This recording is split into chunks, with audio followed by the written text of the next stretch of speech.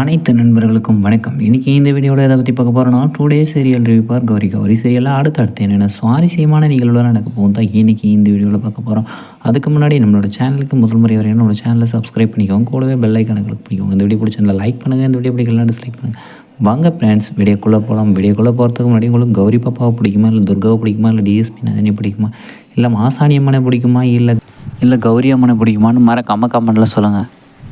நம்மளோட கௌரி சீரியலில் இப்போ ரொம்ப நாளாக நம்மளோட கௌரி பாப்பாவே காட்டல. ஆனால் இப்போ காட்டியிருக்கிறாங்க. என்ன விஷயத்துக்காகனா, அவங்க அப்பா அம்மா இறந்து போனத கேஸுக்காக போலீஸ் இன்ஸ்பெக்டருங்கெல்லாம் போயிட்டு கான்ஸ்டபிள் போய் விசாரிக்கிறதுக்காக போகும்போது அங்கே போய் பார்த்தா தான் தெரியுது நம்மளோட கௌரி பாப்பா தான் அந்த சரவணோட பொண்ணுன்ட்டு.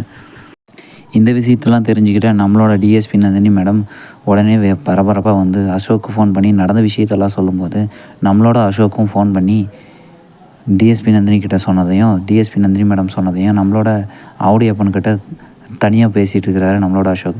இதெல்லாம் ஒரு பக்கம் இப்படி இருந்தாலையும் நம்மளோட காலன் மந்திரவாதியும் ரொம்ப நாள் கழித்து காட்டியிருக்கிறாங்க.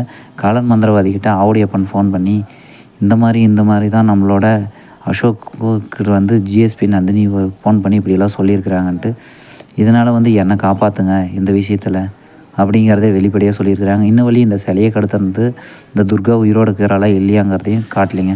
ஓகே ஃப்ரெண்ட்ஸ், இந்த வீடியோ பிடிச்சிருந்தா லைக் பண்ணுங்கள். இந்த வீடியோ பிடிக்கலன்னா டிஸ்லைக் பண்ணுங்கள். நம்மளோட சேனலை சப்ஸ்கிரைப் பண்ணிக்கோங்க. கூடவே பெல் ஐக்கானை கிளிக் பண்ணிக்கோங்க. தேங்க்யூ ஃபார் வாட்சிங் ஃப்ரெண்ட்ஸ். நம்மளோட காலன் மந்திரவாதி சீக்கிரமாக இறந்துருவாருன்னு யாரெல்லாம் சொல்கிறீங்களா